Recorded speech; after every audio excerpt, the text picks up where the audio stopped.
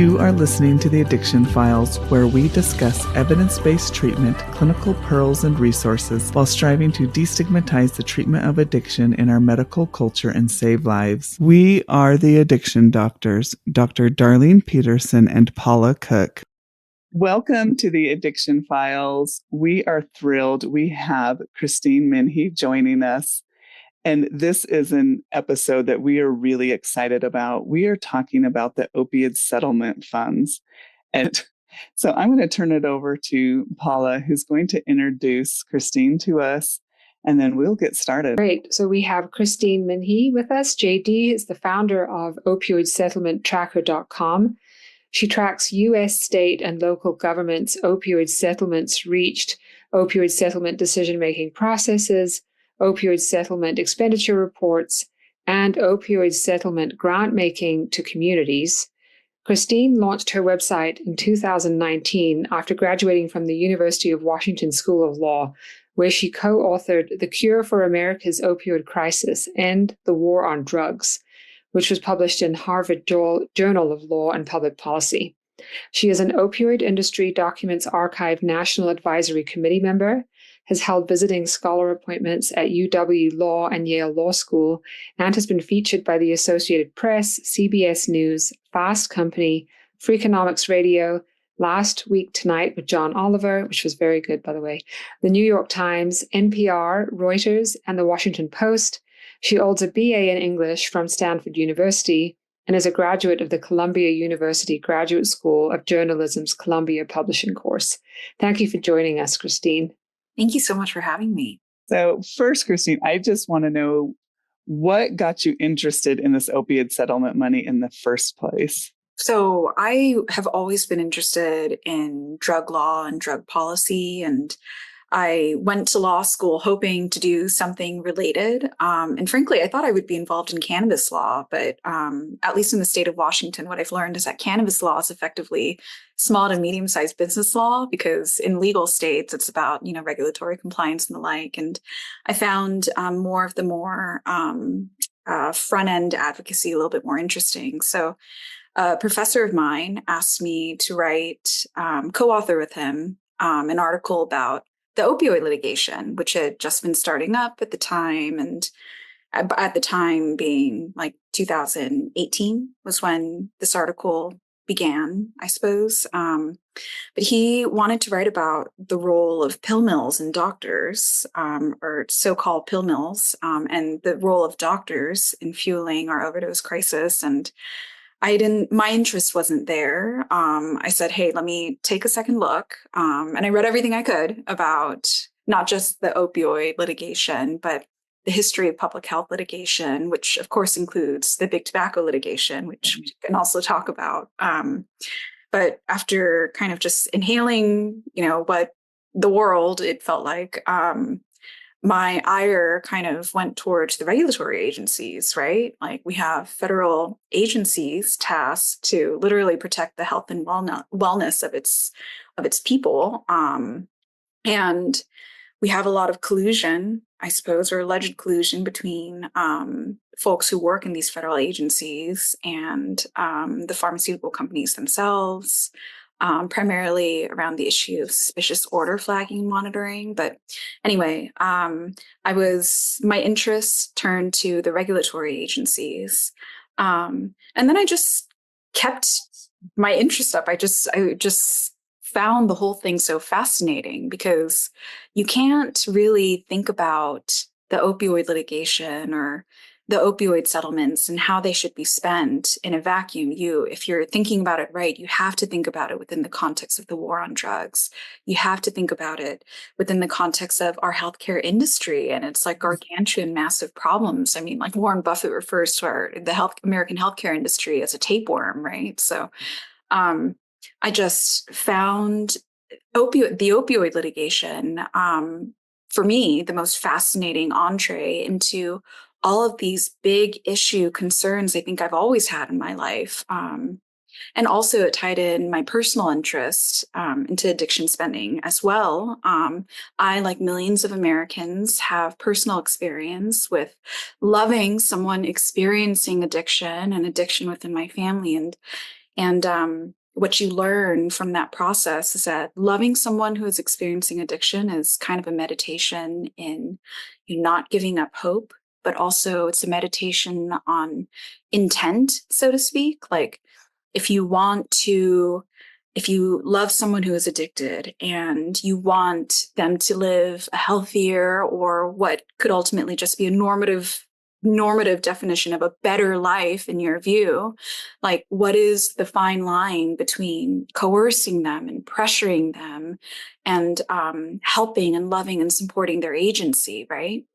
And I think the space is just it's filled with so much emotional nuance as well, because yeah, we might, when we talk about the opioid litigation, we're talking about like billions of dollars being transferred between pharmaceutical companies and state and local governments. And there's this assumption that these monies will fall like manna from heaven, so to speak, and enrich the communities. But in order to have these monies actually enrich communities, it's actually like a painful, hugely, labyrinthian process of advocacy, which is hugely state by state. And we can talk about that as well. And it isn't necessarily true. And I think COVID kind of called this out for the average American. It isn't necessarily true that just because you give a state government a bunch of resources, that those resources will necessarily end up in the communities that need them most, right? Like in the COVID example, like just because you ship a bunch of hospital ventilators to a state, like doesn't mean the most impacted areas will get them the quickest or whatnot. So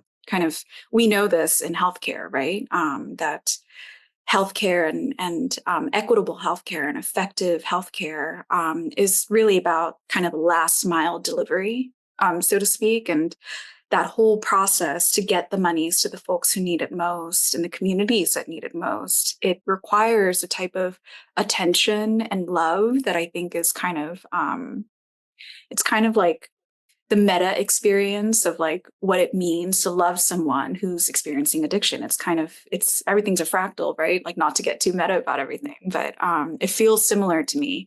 And I think one can fairly say that America has kind of an intent problem. Like, we look at the effect of our healthcare infrastructure and our substance use disorder treatment facilities and the programming and the disparate impact upon certain communities over others. And you just look at pure success rates of some of these programs, and you can kind of get a sense that, you have to stay on the details until the very end of delivery for things to be successful. But, that also, it's a very like nuanced political process. And that interested me as well, because America is, it hasn't moved past completely its war on drugs history, and it rears its head in very obvious and also very nuanced ways within opioid settlements. So like opioid settlements is this like perfect petri dish by which we can kind of examine and confront some of the biggest issues that we see with our healthcare industry overall, I think, and with American politics overall, because so much of addiction spending and getting monies to be spent on certain things versus others is very third rail and political too, right? So all of that I found. So I continue to find super fascinating. That was a long ramble, and I can continue, but I won't threaten you with a good time. But it's a lot, all packed into one kind of case study. And I just find it endlessly fascinating. I love it. You say that so well. And touch on a little bit. So this history behind why it's so important that we get this opioid settlement distribution right. So going back to the tobacco settlement, because we keep comparing it to that and where we went horribly wrong. So kind of compare that a little bit of why that is such an issue. Sure. And this was like a particular focus of nerding out for me when I was in law school. Not that I had the free time, but I just, on my off hours, when you Wikipedia dive, I suppose.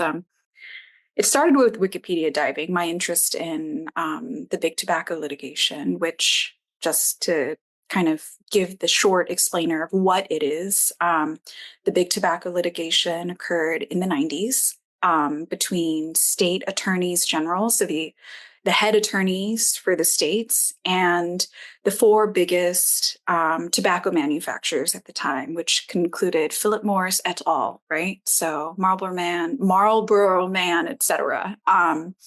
And what this litigation between plaintiffs being states attorneys and the defendants being the four biggest tobacco manufacturers, it resulted in what lawyers called the MSA, which is the Master Settlement Agreement.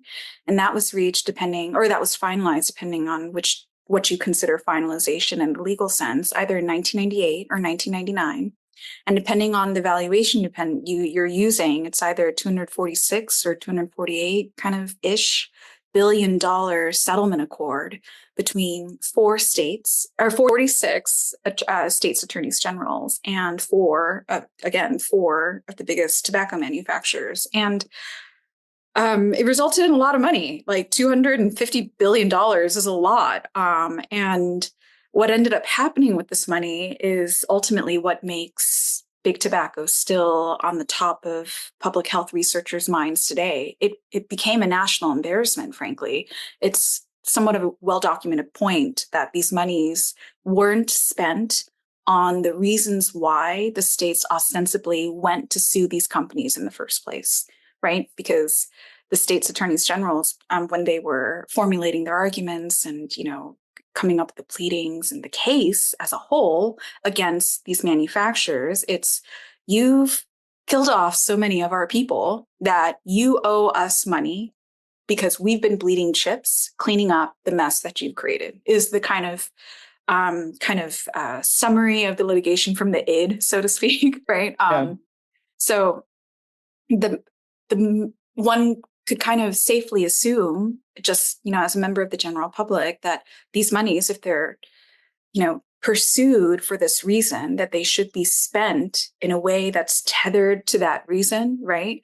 And that's, a solid, safe, general kind of moral balance assumption one could make. And also from a legal technical perspective, it is safe to make that assumption as well. Like these monies are, especially within what's called parens patriae doctrine, which is a doctrine within the law that allows, state and local governments, as one example, to go out. Well, it's mostly state governments if you're getting like a purist about the doctrine, but it allows state governments to go out and sue entities on behalf of the health and wellness of its citizens. So if you look at the legal doctrines they're using, like it's also a safe assumption from immersing yourself in that these monies should be spent on something related to tobacco treatment and prevention, right? But I think it's the Campaign for Tobacco-Free Kids that publishes its paradigmatic, I think, annual report. And they make the point that less than 3% of the big tobacco monies have been spent on the right things, like the right things. So that's mortifying. Like that's mortifying. Absolutely. Yeah, that's just crazy. 3%. Yeah. Yeah, it's rough. It's really rough. And it's just, there are some like big tobacco like geeks, and I don't want to like bore them by mentioning this point because it's kind of one of those like common horror stories for them. But like the most horrific example of big tobacco's money, not horrific. It's not the most horrific. It's just the most on the nose, ha ha, but in a sad dystopic way example. It would be North Carolina using its big tobacco monies as subsidies for tobacco farmers, right? So, we have this history, I would say a history because it's not just big tobacco. The history of public health settlement spending in this country is its own like podcast episode, but we have a very large, obvious, embarrassing example of states suing corporations for public health monies that they don't then spend on public health. So that's the kind of emotional backdrop of the opioid litigation. And we come into the opioid litigation, and now, if you read the settlement agreements, depending on the settlement, it's safe to say that at least 85% of any one settlement agreement has to be spent on what's called opioid remediation, which is the legal term to describe the right things. And that provision that exists in the settlement agreements, and the list of settlements is on my website, opioidsettlementtracker.com/global settlement tracker. But each of these settlements have provisions that describe like minimum percentage thresholds. I mentioned 85. That's kind of like the lowest one amongst like the relevant settlements that we're talking about today. But opioid remediation is a broad term. We can talk about what's a document called Exhibit E here in a bit if you'd like, but opioid remediation is basically a term used to encompass all the things that the general public would assume opioid settlements should be spent on, given the fact that they were earned or like retained or transferred to the states on the basis of the fact that so many people have been hurt and have died thus far, right? So I think big tobacco is kind of an embarrassing emotional backdrop to the opioid litigation. And I would say, as someone who entered this space being very cynical, not cynical in not cynical in an abrasive way. I think I was very, by the time I graduated from law school, I was very well versed in the history of the big tobacco litigation and the terms of the master settlement agreement. And I knew we were careening into a very similar situation with the opioid litigation, right? And my take was, these monies, if history is going to repeat itself, these monies will probably be spent poorly. I think as someone who understands the governing legal text and someone who is just kind of, personally and professionally kind of neurotically obsessed with like accountability and, issues of that ilk, just millennial advocate over here. I thought that a good lane for me to take in this war on drugs debate, so to speak, would be the watchdog lane. My assumption is that if history will repeat itself, that opioid settlements will be spent poorly. So I'm just going to sit there and watch. I'm going to watch all the settlements being reached. I'm going to watch the states come up with their plans for spend. I'm going to watch how they're reporting their expenditures. By the way, each of these categories, there are data sets that on my website that correspond to each. But I just wanted to create a record of what the heck was going on, right? Like if there's a big pot of money that's inevitably going to be misspent because America is going to America, that's a negative assumption. But if that's the case, then how big is that pot and how quickly does it shrink? Who gets to control its purse strings? Like I want to document all of that. So that was my kind of vibe that I took away from the big tobacco litigation. I'm like, okay, like this doesn't really look good for us. So I'm just going to watch, right? And just spoiler alert is that was my perspective in 2019, and it's 2024 now. And I can't believe I've been doing this for so long. But, now that I've been doing it for a number of years, like half a decade, like, why? Like, that's crazy to me. But now that I've been doing this for a number of years, and those years include every week reading every single Google alert containing the words opioid and settlement, which I still do. Now that I've been doing that for a while, what I can say is that my cynicism has shrunk a little bit. It has not gone away, obviously, but the fears that people had from the big tobacco era of things were that, one, that the monies just wouldn't, that only 3% of it would be spent well, right? That the monies just wouldn't, and not enough of it would be spent on the right things. And that even if there was good spending would drop off after a number of years, or that it wouldn't be required for all the years, which is to say nothing of like public input into the decision-making processes. But like from the lawyer's perspective, actually, like those are the two biggest things. It's, that the fear and the expectation that without a minimum abatement percentage, that these monies would be spent terribly, and that states, even if they make a good show of spending things well, 1 year, that they're not required to do that for the rest of the terms. If we're going to narrowly define the big tobacco nightmare, so to speak, to just mean those two things, then I would say that the opioid settlements have prevented that nightmare from happening. The opioid settlements, from my view, as a formerly cynical advocate in this space and someone who has, a vested interest and skin in the game with all things war on drugs, what I'll say is that the settlement agreements do seem quite responsive to the history of big tobacco. Like it looks like the settlement agreements were written by a collective consciousness that said, all right, like the obvious mistakes we made with big tobacco, let's try to not make those obvious mistakes, right? So we're going to require a minimum to be spent on the right things. We're going to define kind of broadly and leave the politics of the war on drugs up to the states, as they always have been. We're going to define opioid remediation broadly, but we're going to empower the states to decide for themselves how to meet these minimum thresholds, these minimum requirements of abatement, according to whatever state processes and political instincts already exist. But can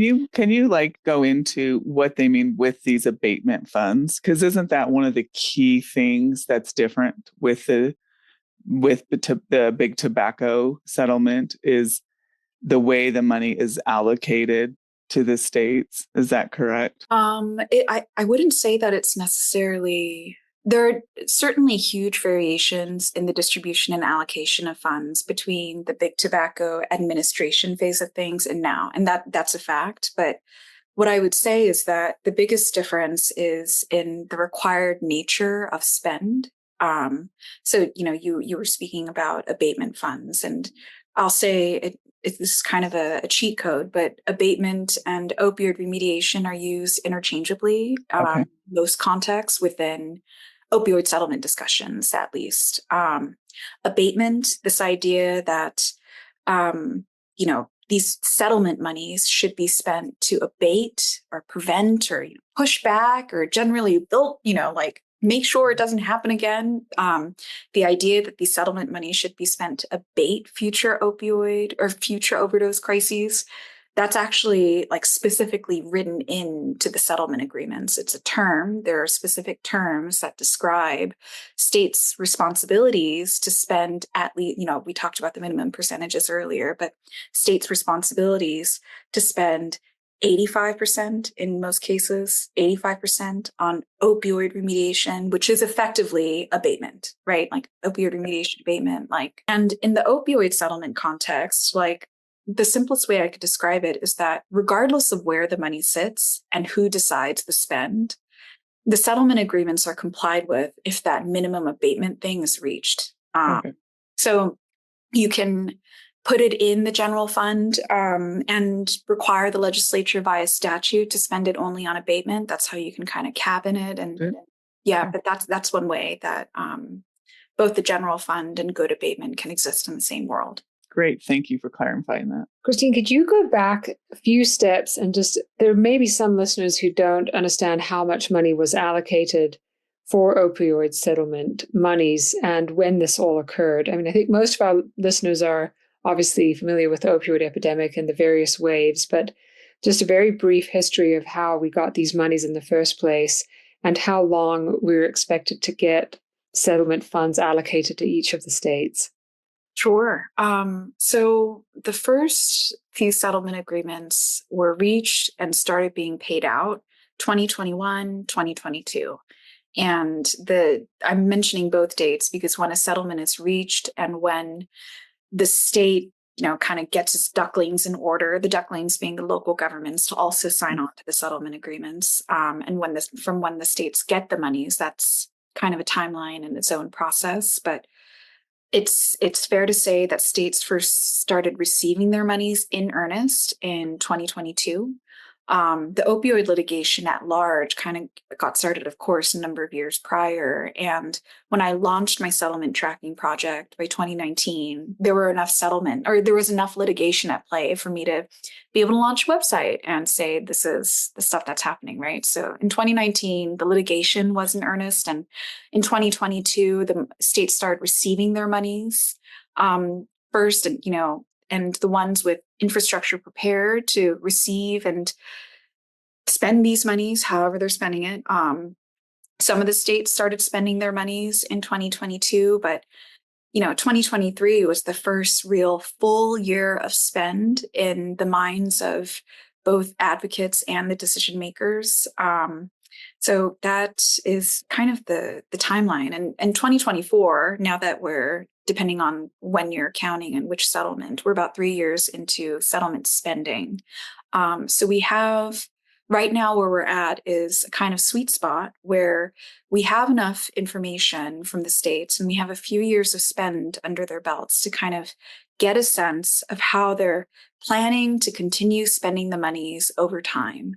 And over time being for the duration of these settlement payouts, which depending on the settlement, right? The longest payout period is 18 years. And the shortest, I think, I've seen has been like 1 year. Sometimes it's just a lump sum payment, and that those go for like the smaller settlements. But the biggest settlement on the table is, and this is just one settlement of many that makes up this whole total of opioid settlements that I track on my website. But the biggest settlement that's already being paid out, so it's no longer on the table. It's being spent.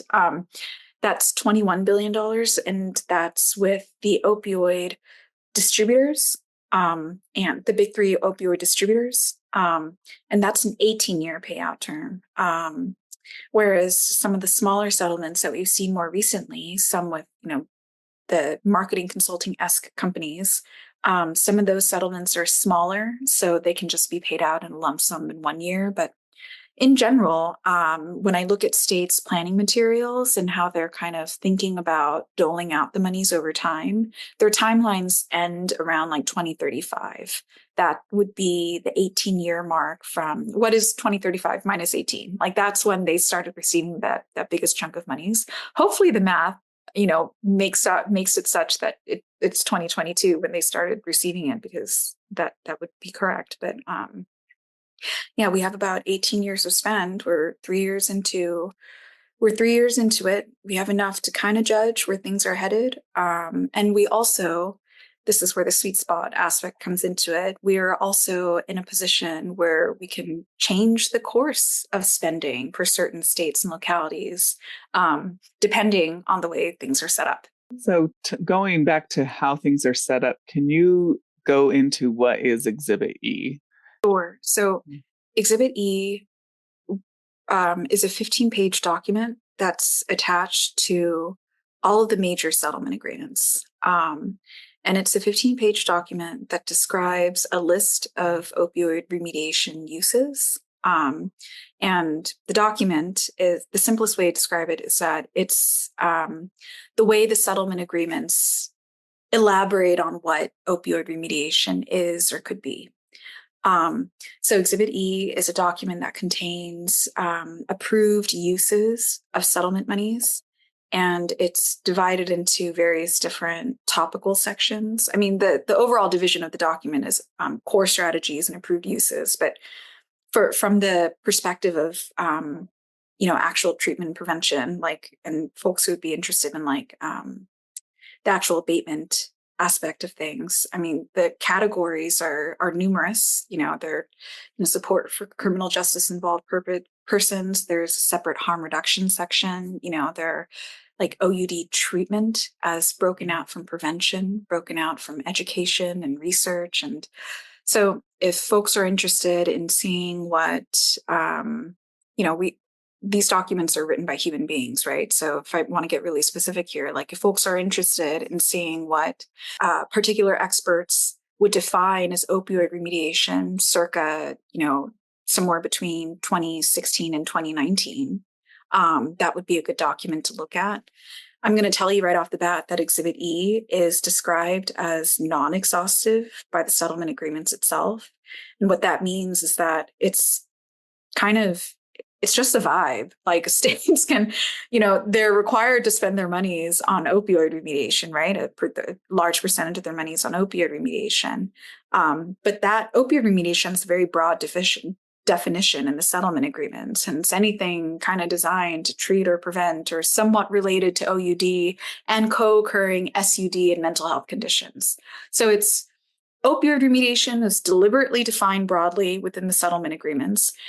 Where Exhibit E comes into that is that in the technical definition of opioid remediation within the agreements, Exhibit E is referred to as a non-exhaustive list of uses that constitute approved purposes according to the settlement agreements. So, of course, that that begs a million questions, right? Like how states prioritize what to spend. Have they been spending outside of Exhibit E? What have states mostly been spending it on? Is this fear that law enforcement spend takes up most of it? Is that true? Fighting opioid remediation. And Exhibit E is an example list of its breadth. How are states using the money, and what is the process? Because personally, I was witness to this process in 2023 up close for a small rural allocation, and I was actually shocked and angry at the process.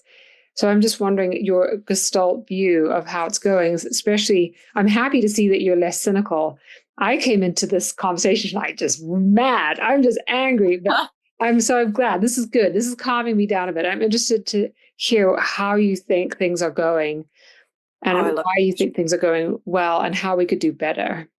Yes. Thank you for the opportunity to talk on that. And the thing I wanted to mention earlier, and like my interruption kind of energy, the thing I wanted to mention was that, you're right that even OUD and SUD are just defined broadly in opioid settlement spending discussions at large. But what has been profoundly interesting to me is that certain states have taken the view that opioid settlement monies should be spent on anything overdose related, whereas other states have narrowed the requirements of the settlement agreements, right? Because how I said that the definition of opioid remediation plus Exhibit E, the vibe is like, as long as it's overdose crisis related, that's abatement.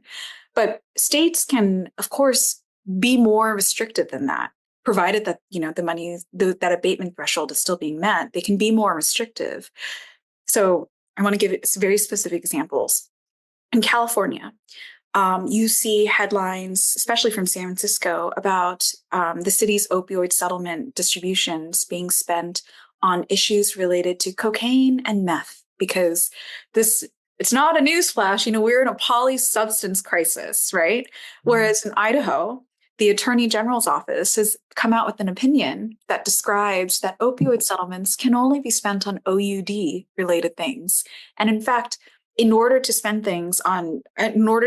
you have to certify that OUD is the kind of crux and nexus of the nature of spend, because apparently in Idaho, there isn't a polysubstance crisis. We should be taking a look at what's, different there epidemiologically, and just, what is happening, right? Because if you look at the ways that some of the states are articulating what these monies can be spent on, you can kind of get a sense of how they might have been treating war on drugs related things up until that point. Because my final ramble about the settlement agreements, I suppose, would be that the agreements kind of punt the politics of abatement to the states. And it does a brilliant job of setting things up so that the pharmaceutical companies can get their tax break. And there's that is a fact. The pharma companies are getting a tax break for these settlements, provided they're spent on abatement, right? But the settlement agreements do a fantastic job of making sure that that's satisfied and then getting out of the way of state politics. So you see California on one hand and Idaho on the other, just on the issue of whether or not these money should be spent in a polysubstance or an OUD specific way. Even on that issue, you see a bunch of divergence. So on the topic of how these monies are spent, and I want to couch what I'm about to say in what are our shared cynicism, because the cynical gal within me hasn't gone away. There's next to her has, I don't know, the more hopeful person has become more vocal or has become braver, or I don't really know how does it work in the interfamily systems model of things. But as a whole, I would say that there's a lot of freaking out about how settlements are being spent. So this is kind of a meta approach. I think that there's a lot of chicken littling about just freaking out, the sky is falling about how these monies are being spent based off of what ultimately could be one or two isolated reports. I mentioned at the outset that I still read every single Google alert containing the words opioid and settlement. And I've been doing that since 2019. So I have a very good sense of how the media zeitgeist has moved and shifted over time, and how frankly, like little things like the emotional format of an article. Like it used to be quite predictable. It's like, here, hundreds of thousands of Americans that, have died from blah, blah, blah, and is impacted. And then you can almost like predict the emotional template of some of these articles. But anyway, I have a sense of what people have been freaking out about for the last 5-6 years. And this last 2 years, it's been a lot of harm reduction versus law enforcement discussion, right? Like, should opioid settlement monies be spent on community advocates that advocate for drug spectrometers and hand out syringes, right? Clean syringes. Or should opioid settlement money should be spent on Deterra and BolaWrap, which is like, so that debate has been large and colorful and has taken up a lot of the emotional space in the room, I suppose. But what I've noticed, and this is someone who tracks states' reporting of their own expenditures. So if there's any place on the internet where a state or locality is publishing its spend and saying, X number of dollars went to this, I track that, and it's all available. All of those advisory committee reports, the annual reports, the dashboards, I've collected all those. It's in my expenditure report tracker. But what I've learned from doing the tracking of the reports itself is that I think that the 80-20 rule kind of generally applies nationally, which is that the 80% of so in this bell curve representing opioid settlement spend and how monies have been spent thus far, by the 80-20 rule, what I mean is that 80% in the middle, where, the bulk of monies, I think it's being spent on kind of just what you'd expect. Like it's being spent on naloxone. It's being spent on improving treatment infrastructure within the state. It's being spent on grants to community orgs. It's the unsexy headlines. Like I think the 80% is being spent there. And what I've noticed is that the reporting is, this is not expressive of the outlets, the editorial. This is not a criticism because so much of opioid settlement advocacy rests upon the reporters and the journalists who are interested in this and the outlets who are interested in what advocates are saying. So in no way, shape, or form am I like critiquing their selection process of pieces. But because these outlets are businesses too, you can't just write about boring things all the time. Like that's what state reporting is for, right? Like that's what state dashboards are for. It's like, yeah, we spent on naloxone. It's like, yeah, we would have expected that. But the media outlets have to report on the things that are timely and interesting and clickable. And I think that that's the bottom and top 10%, which right now is kind of law enforcement and harm reduction. So I'm not attaching percentages to spend, but I would say that over time, I have adopted that view, which is that I think the bulk of the monies are kind of being spent on perhaps unimpressive, but still technically abatement related things. And then the really third rail stuff, like if you look at the way to quantify whether or not there's like a huge percentage of bad spend within a state, I guess, would be, frankly, to look at the decision makers, I suppose. And that's kind of a hot tip that I would mention to people. It's like, yes, and the decision makers and their spending rules, which that's been my most recent focus of study. I've partnered with an organization called Vital Strategies. Last year, we released these community guides that basically are the encyclopedia of every state and local spending rule that we could come across. So if you're interested in how monies are being spent in Utah, right? Like, for example, you would go to this community guide that we've written for Utah, just PDF, where we've summarized everything the state has said about its opioid settlement planning. So who's going to decide the monies? Where is it going to sit? What can it be spent on? Is it Exhibit E or is it a subset of Exhibit E? Familiarizing oneself with the spending rules and the things that the decision makers are required to do or legally required to do until the monies run out. I think that's a great way to get a handle of how the monies are being spent, which is to say nothing of like looking at, a state's reporting dashboard and kind of sussing out for yourself. But I think that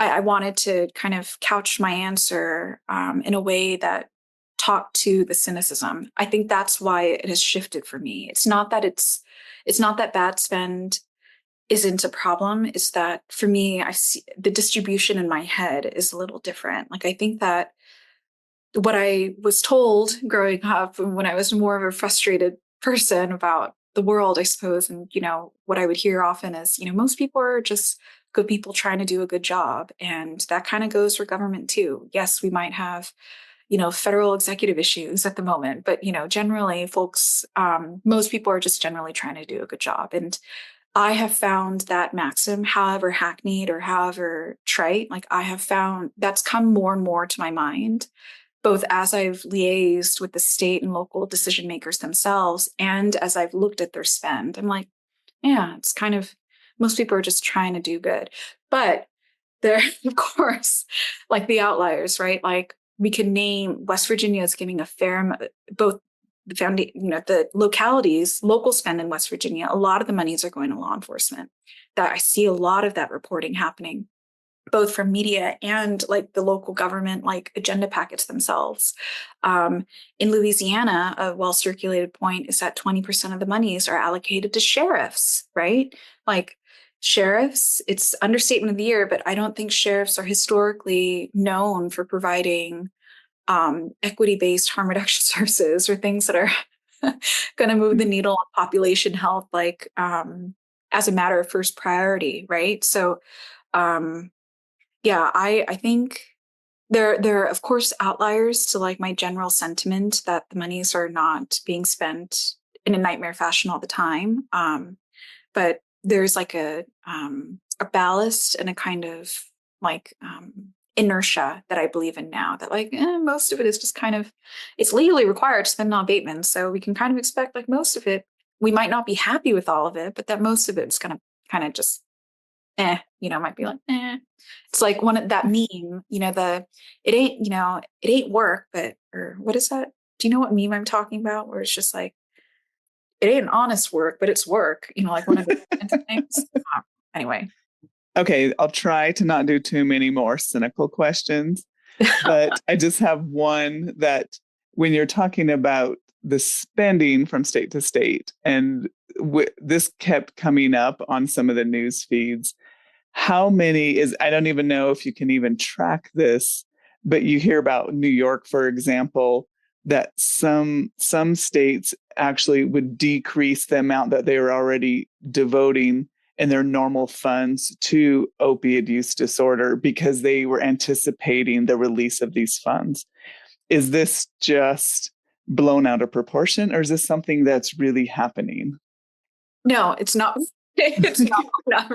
You're dead correct to be worried about that. And I just feel like it's hilarious you're asking about that now, because it's like, yeah, like things are not that bad, guys. And then you mentioned the one big tobacco nightmare that is most likely to repeat itself. Like we'll just defund everything. Like and that the practice you're describing where like opioid settlement in expectation of how many millions of dollars of opioid settlements coming in, that states will kind of take their foot off the gas, so to speak, on spending for SUD priorities, for instance. So that's referred to as supplantation, which is the antonym of supplementing monies, right? Like expanding infrastructure. It's like basically, yeah. Yeah. So it's Parasite. And a friend of mine and a colleague on the Vital Strategies Project, Kate Bolton, refers to it as a shell game. And I think that that's quite accurate. It's the practice of using new monies to kind of replace baseline spending that should have been there and should be maintained in the first place. Yes. That was a huge issue in big tobacco. And in fact, I just love the timing of your ask, because what I usually when I give presentations, I do the whole like, oh, things are not that bad. And then I hit him with like but there's supplementation. That's exactly what this is, which is it's the big tobacco nightmare that is most likely to repeat itself with the opioid settlements. And it's because it's the only big spending process related nightmare that doesn't have a protection in the opioid settlement agreement. Okay. There is no the loophole. That's the open loophole. It is the loophole. Still be there. And in fact, can I just say this? And I will say that the folks of SAMHSA are quite nice, and they've been informed, and I've presented to SAMHSA Region 5, and alongside a colleague of mine, Mary Pounder from the Comer Family Foundation. And so I have a lot of respect for their work. However, they came out with a braided funding document that talks about, how to spend opioid settlement monies, kind of in tandem with SOAR grants, to achieve, statewide abatement related goals or whatnot. Anyway, within this braided funding document, there's a section where they talk about opioid settlements, and there's a passage that states that key provisions in the settlement agreements protect against the supplantive uses of settlement funds. That is dead wrong. That's not true at all. And they know I've been informed. The channels have been channeling, but it's a fact. The settlement agreements just kind of have been like, supplantation. What? And I'm just kind of like, what do you mean supplantation? Because it's kind of the thing that I think would have, excuse my colloquialism, but it would have pissed off the state parties the most. It's just like, what do you mean? Like all of it has, how do we even track that? Like just the compliance alone would be so burdensome so as to inspire objection, I think. But that is a huge issue in the opioid settlement context. And what I will say is that we have some data coming out.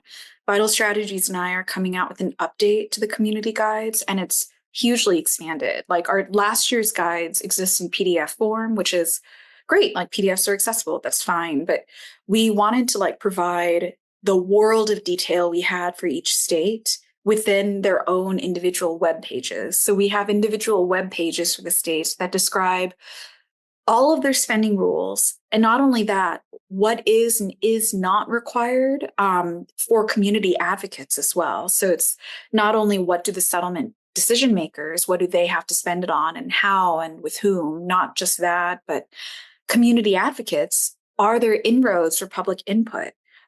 Does lived experience have a required seat at the decision-making table? Our guides have consumed the universe of legally binding materials related to those topics, because Vital Strategies and I are aligned on the fact that because these settlement monies, which we haven't even talked about this, but by my last estimation, just 1% to 2% of these monies are going to individuals directly. The grand majority of it is going to governments on the good faith that they'll spend it for us, right? Spend it on us. But these guides get into the kind of accessibility of settlement funds to community advocates off of our shared conviction that these monies, because so much of it was won on the backs of hundreds of thousands of people dying, and so much of it thus ought to be spent well. Like, we believe in the wisdom of community advocates, and we believe in the wisdom of including those who have actually experienced addiction at the decision-making table. So we created this resource to literally provide every inroad imaginable. If it exists, if there's public comments at a particular meeting, if there's a survey link that we found, it's in there. So that's the resource that we're launching here in just a few weeks. That gets into whether or not states are required to spend these monies in a way that expands infrastructure. Stated conversely, it gets into whether or not the states are prohibited from spending these monies in ways that supplant existing funding for particular causes. So New York, you had mentioned as a good example. Of course, the governor had proposed to supplant some I think it was $162 million. Something like that. Yeah. Some quite large amount, which the shocking part about all of this is the fact that there's a specific New York. I had mentioned that the settlement agreements don't prohibit supplantation, that it, by implication, kind of looks away and technically permits it. That doesn't mean that states can't then volunteer in a somewhat goody two-shoes fashion, like, no, we're not going to supplant, we're going to go out of our way to enact a statute to say we're not going to spend these monies in a way that will supplant other resources. New York is a state that has done this, and the statute only pertains to, I think it's just 39% of the monies, or 36.39% of the monies, because that's the monies that that belong to the Opioid Settlement Fund and that the advisory board is attached to. That's another kind of little known fact about New York, which is that the majority of the monies are being spent by localities and not the board. But anyway, in New York actually, the legislature actually went out of its way to enact a statute that said monies in the opioid settlement fund will not be used to supplant existing resource and will only be used to supplement whatever. That's like the best case scenario as like a legal advocate. It's just like, thank goodness, it's not in the settlement agreements, but they went out of their way to do it. And yet, we get the governor like, what statute, like proposing to supplant, and it is an active risk. So thank you for mentioning the New York case study. That in of itself is kind of like, hello, like, this is possible even with the statute.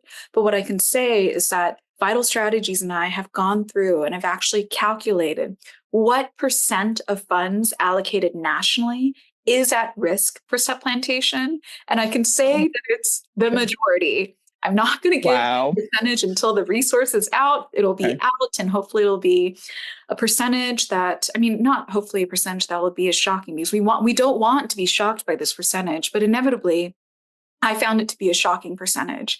It is the percent of funds nationally in the hands of state and local governments from opioid settlements that can be used to replace existing funding that should have been there is enormous.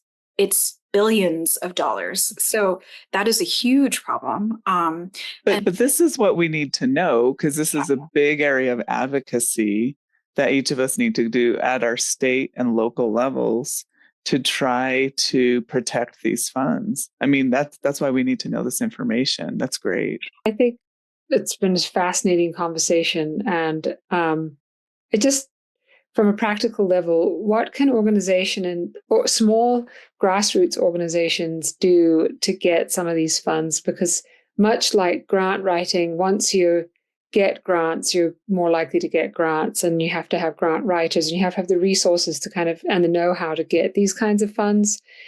And, we all know people and organizations who really would benefit from these monies because they work directly with families and people who are most vulnerable or who have lost people to opioid use disorder. So how can we practically direct people to benefit from this money, especially since it's going to be a windfall for the next decade plus 8 years for some of the money? Yeah. So I've created a resource that is directly on point to what you're talking about. In the benefit of my role, I get to partner with the organizations whose work I've respected a lot as a law student. So, the Legal Action Center in this case, and I have partnered to create what's called a community grant track, or I should back up.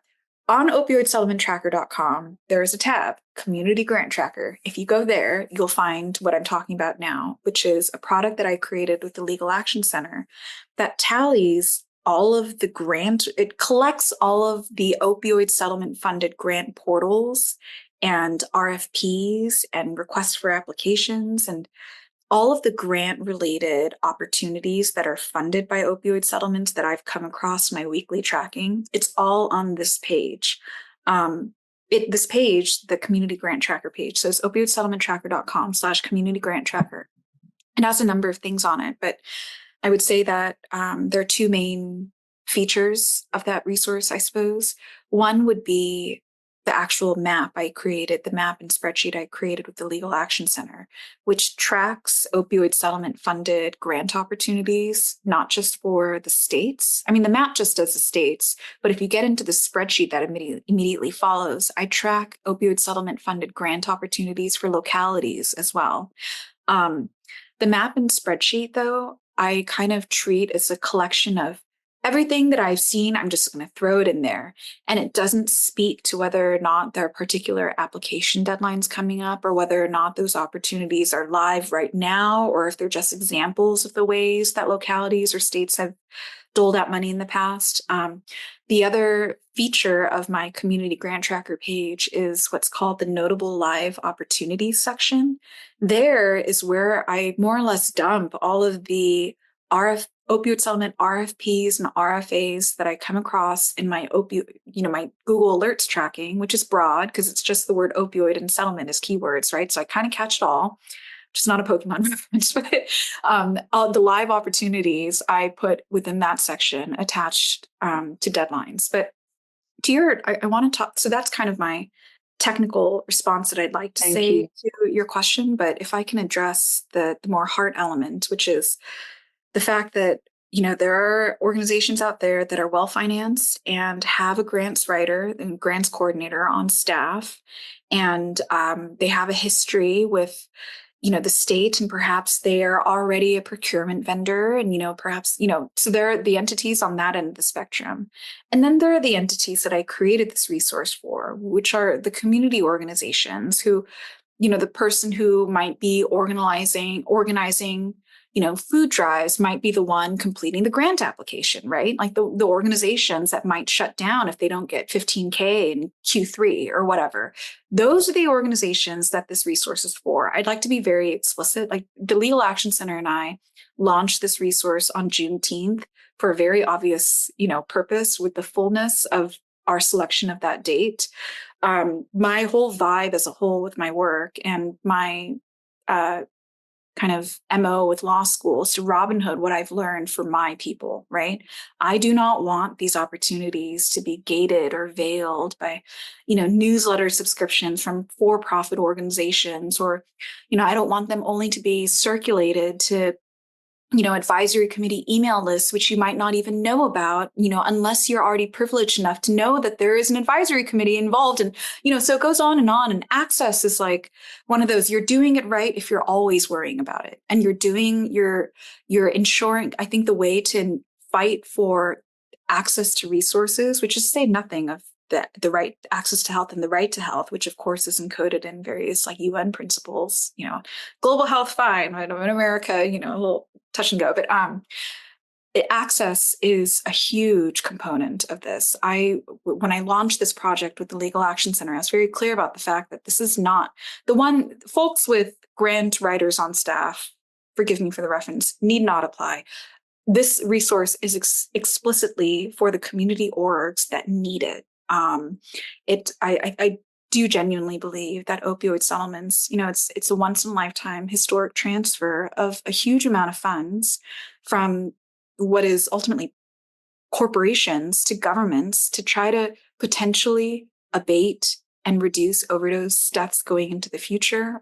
This is a tremendous opportunity for a little bit of wealth rebalancing, I would say. And I think that starts with resources that kind of demystify things that would otherwise be, perhaps too legalese or too in a privileged context to otherwise help those who would need it most. So the community grant tracker page on my website is designed specifically as a wealth rebalancing effort, which is to say, if you know a for-profit org that is interested in opioid settlement grants, but these seem to be doing all right, like maybe, just point them to the guides for community advocates I wrote instead, so they can kind of read up on the spending rules. But this as a shortcut tool, I would only want in the hands of the organizations who kind of live and breathe overdose work and who might have been doing harm reduction before it was trendy by federal agencies and back when harm reduction might just have been considered extra charges, so to say, so. Thank you. Yeah, that's excellent. Like, what is your best advice,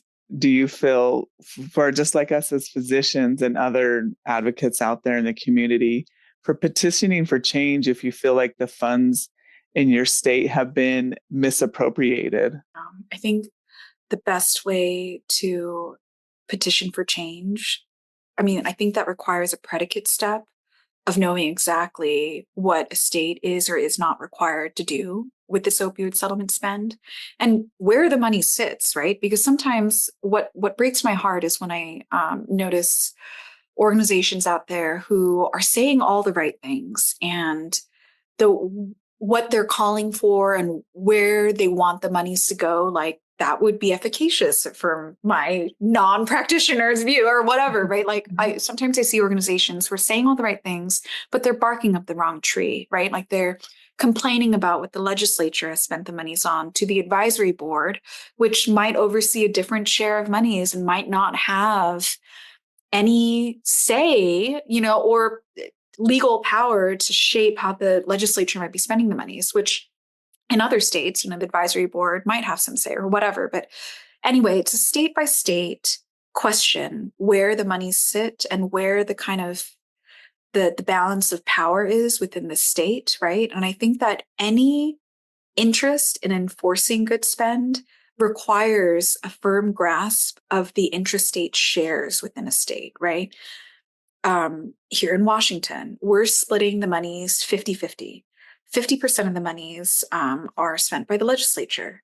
The other 50% of the monies are distributed to local governments, right? So that's the ways that states have set up their intrastate shares of funds. And it's creating a diverse portfolio of decision makers and a diverse portfolio of people you can blame if things are going wrong. I mean, that's the strategic aspect of it. But at the very base level, read the community guides that Vital Strategies and I have written for this particular purpose, which is I want to get involved, but what the heck is going on? And how do I speak and move in a way that is itself a veiled threat to the decision makers? Like, I read your statute. Like, do you know your statute? Because I read it. Like, that's the kind of energy that we're trying to impart with these community guides, which kind of gets to my next point, which is so make sure you're barking up the right tree. And the way to do that is to figure out the intra-state allocation of funds. In many states is 50-50. I believe in Utah as well. It's 50-50 state and local. But that's great, because like these small rural communities, that would be your city council. And that might be your next door neighbor. And you need to go, and that's who you need to be talking to. So that's what people need to know. They need to go to this. You've already put it out on your website. It's already there. Yes. So that's fantastic. So sorry to interrupt, but I think that's really helpful. No, I'm really glad you said that, because that's kind of the perfect example, which is why make it a bigger deal? Like, sometimes advocacy in this space, sometimes it's more complicated in knowledge is power at all times. Yeah. And certainly like in the position of someone who like wants to affect local spend, like they might have thought prior to getting to know where the money sit within a state, they might have thought, well, I need to go to the legislature and can I do that? Like, am I empowered enough? Do I have the time and ability to go and, try to provide public comment or, lobby the legislature, whatever. When in fact, if they're trying to affect local spend, if they were to read up on, the way the monies are allocated within the state, they might come to discover that actually it's my city council, my city or my county is getting the monies directly. And my city or county council has public comment at its meetings. And there, that's like the process of getting involved need not be more complicated than it needs to be. There's a lot of demystification that needed to occur with that as a whole, as you just in general with public health advocacy, right? Like, how is the public allowed to be involved? Like, we shouldn't have to look up statutes to figure out the answer, right? So with that belief, we've created the community guides that describes exactly like where public input is allowed and, where it's not, and are there opportunities for public comment? And importantly, with our updated version of the guides, we go in, we've scanned all the states, but we've also reached out to the state governments themselves. We've given them a chance to chime in when we're saying there are no public input opportunities available for the 30% state share, right? Like, we're giving them a chance to respond and tell us we're wrong. Many states told us, we're just kind of silent when we said like, we found there are no live opportunities for input. Is this true? And not only that, it's not required by the language of your documents. And sometimes they'll just not respond. And we're just going to take that as silence is, just kind of speaking by omission here, I guess. Mm-hmm. But that was kind of a long answer. But I think your example is very apt, because advocacy sometimes can be right next door. But that sounds so cheesy, right? But really, like, exactly. It really can be. Yeah. Oh, I love that. Thank you so much. Is there any topics that we haven't covered that our listeners need to hear? I think I'll cut it off there, because if we could keep you all night, and I apologize because I know we're going really long. It's okay. I think just, I've been accused of being loquacious before. So yeah, I sorry, I tend to ramble, but that means I'm very engaged. No, I love it. You are fantastic. And I love it because your passion just shows. Yes. And And I'm so passionate about this. So I love it. I've learned so much. I appreciate it. Yes. But thank you so much, Christine. This has been a fantastic episode. And I just think you have provided so much information and just really demystifying it for us non-legal people, but just explaining that terms and those resources. And for just all of our listeners out there, I just want to put in a huge plug for your website. All the work you've done, it's incredible. It really is. Until next time. Hey, check us out at theaddictionfiles.com or email us at theaddictionfiles@gmail.com. Thank you so much to Ricky Valades for use of his song Awake. Check him out at rickyvalades.com.